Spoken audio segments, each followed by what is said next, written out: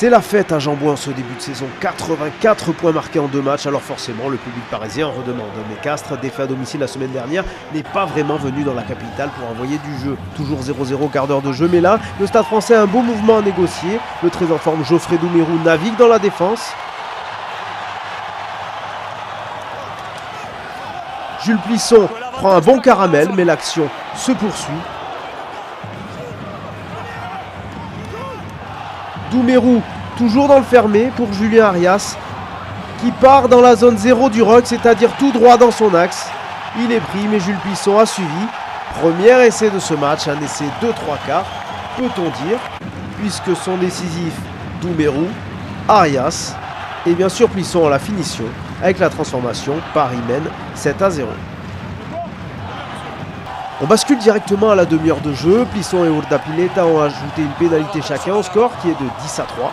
Ici, le puissant sud-africain Willem Albert perd le ballon au contact et derrière, les Tarnais amorcent un contre. Eberson, l'ancien Montpellierin, gagne de précieux mètres. Puis c'est Toméopo qui le relaie. Mais il n'a pas les jambes pour conclure. Il se fait même arracher le ballon par le capitaine Antoine Durban. Mais Castres va quand même obtenir une pénalité concrétisée par Urdapilleta, mais effacé quelques minutes plus tard par Julien Dupuis, qui a pris avec succès le relais d'un Jules Plisson, maladroit au pied, 13-6. Urdapilleta clôt la marque de ce premier acte brouillon, avec une troisième pénalité personnelle, le score à la pause, 13-9. Dupuis ajoute 3 points de plus au retour des vestiaires, 16-9, et là, c'est une très belle opportunité qui se présente pour le Stade Français. Hugo Bonneval pousse au pied pour YCA. Rémi Grosso est sous pression et doit rentrer le ballon dans son embut. Il le fallait pour empêcher YCA de marquer. Un geste d'autant plus décisif que derrière, la mêlée à 5 mètres ne donne rien. Avertissement sans frais pour le Castres Olympique. On arrive à l'heure de jeu. Une pénalité de plus de chaque côté, 19-12. Et là, arrive le premier tournant de la rencontre. Jules Plisson, à côté de son match, malgré son essai, s'oublie complètement. Charge à l'épaule dans le dos de David Smith. C'est l'intégrité physique du joueur qui est visé. Carton rouge logique. Monsieur Charabas sort 3 minutes plus tard un carton jaune pour le pilier castré Nieta Lazare. Les deux équipes sont à 14. Un quart d'heure de la fin.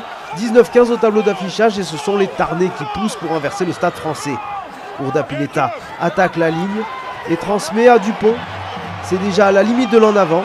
Et c'est encore plus limite sur la passe de Dupont pour Smith. Mais l'essai est accordé sans même l'aide de l'assistance vidéo. Il n'aurait pas dû l'être, comme vous pouvez le constater sur les images.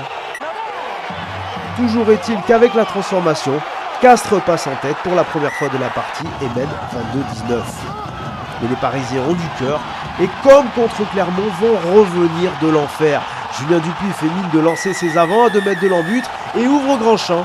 L'inévitable Geoffrey Doumerou conclut en bout de ligne et libère Jean-Bouin. Troisième essai en 2 matchs pour le centre parisien.